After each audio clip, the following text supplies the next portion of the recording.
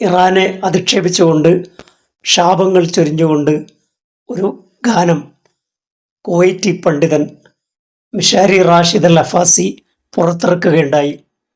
Social മീഡിയയിൽ Arab ലോകത്ത്, മുസ്ലിം ലോകത്ത് വലിയ ബാക്ക് ക്ലാഷ് അദ്ദേഹത്തിൻ്റെ ഈ വീഡിയോക്കെതിരെ ഉണ്ടായി. വലിയ പ്രതിഷേധമാണ് ഈ വീഡിയോക്കെതിരെ ഉയർന്നത്. ഇറാന് നാശമുണ്ടാവട്ടെ എന്ന് തുടങ്ങുന്ന ആ വരികളിൽ അമേരിക്കയെയും ഇസ്രായേലിനെയും സപ്പോർട്ട് ചെയ്യുന്ന രീതിയിലാണ് അതിൻ്റെ കോണ്ടെക്സ്റ്റ്.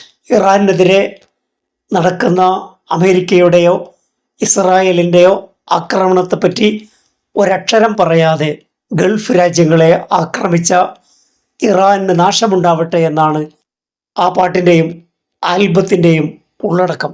GCC രാജ്യങ്ങളിൽ ജീവിക്കുന്ന ആ പണ്ഡിതന്മാർ, ഇൻഫ്ലുവൻസേഴ്സ്, അവരുടെ ആ പ്രധാന ജോലി എന്ന് പറയുന്നത് ആ രാജ്യങ്ങളിലെ ഭരണകൂടങ്ങളെ നിർലോഭം പിന്തുണക്കുക എന്ന് തന്നെയാണ്. ഭരണകൂടത്തിനെതിരെയോ ഭരണകൂടം ചെയ്യുന്ന ചെയ്തികൾക്കെതിരെയോ ഏതെങ്കിലും വിധത്തിലുള്ള വിയോജിപ്പ് രേഖപ്പെടുത്തിയാൽ അവരൊന്നും വെളിച്ചം കാണുകയില്ല എന്ന കാര്യത്തിൽ തർക്കമില്ല. ഭരണകൂടത്തിന് നറേഷൻ സൃഷ്ടിക്കുക, അവർക്ക് ടിപ്പണികൾ ഉണ്ടാക്കുക, ഇതാണ് ഇത്തരം ആളുകളുടെ ജോലി. അഫാസിയുടെ വീഡിയോയിൽ അതിശയകരമായി അത്ഭുതകരമായി ഒന്നുമില്ല. GCC രാജ്യങ്ങളെ ഡിഫെൻഡ് ചെയ്തുകൊണ്ട് തങ്ങളുടെ രാജ്യങ്ങളെ ആക്രമിച്ച ശത്രു ഇറാനാണെന്ന് ഒരു നെറേറ്റീവ് ഉണ്ടാക്കുക എന്നതാണ് ആ വീഡിയോയുടെ ലക്ഷ്യം. വീഡിയോക്ക് താഴെ വന്ന കമൻറ്റുകളിൽ നിന്ന് മുസ്ലിം ലോകം എന്ത് ചിന്തിക്കുന്നു എന്ന് വ്യക്തമാണ്. അതിശക്തമായ പ്രതിഷേധമാണ് ആ പാട്ടിനെതിരെ ഉയർന്നിരിക്കുന്നത്.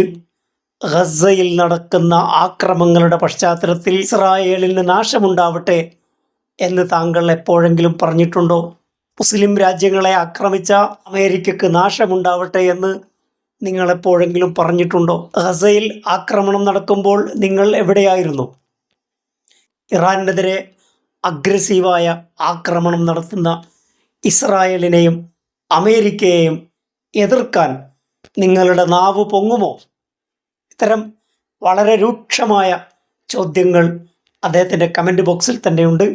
മുസ്ലിം ലോകം സ്വീകരിക്കാത്ത ഒരു ന്യായീകരണമാണ് ആ പാട്ടിലുള്ളത് എന്ന കാര്യത്തിൽ തർക്കമില്ല.